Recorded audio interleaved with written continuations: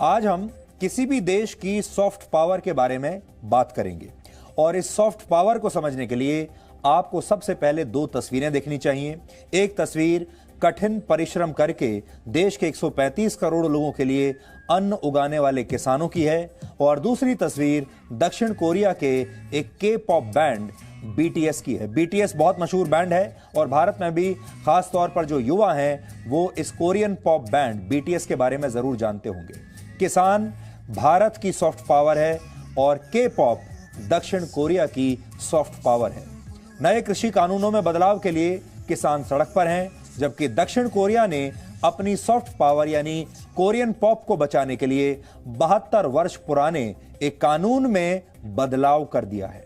दक्षिण कोरिया के संविधान के मुताबिक वहां के 19 से 28 वर्ष के पुरुषों के लिए 18 महीने तक देश की सेना में अपनी सेवाएं देना अनिवार्य है, कोई भी व्यक्ति। लेकिन दक्षिण कोरिया के सबसे मशहूर के पॉप बैंड बीटीएस के एक सदस्य की उम्र इसी महीने 28 वर्ष होने वाली है। बीटीएस को इसका नुकसान न उठाना पड़े, इसलिए दक्षिण कोरिया की सरकार ने अपने 72 साल पुराने कानून में बदलाव कर दिया है।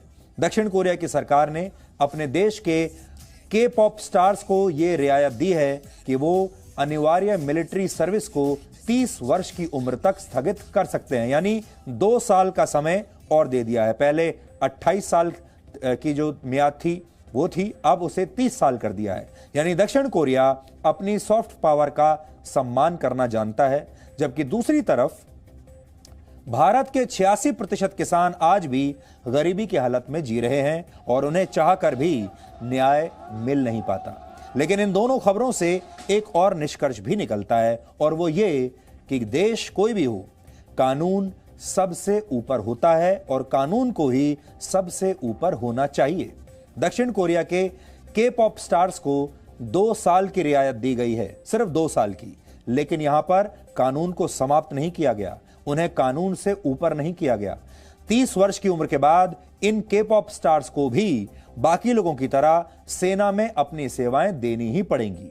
ये बात किसानों समेत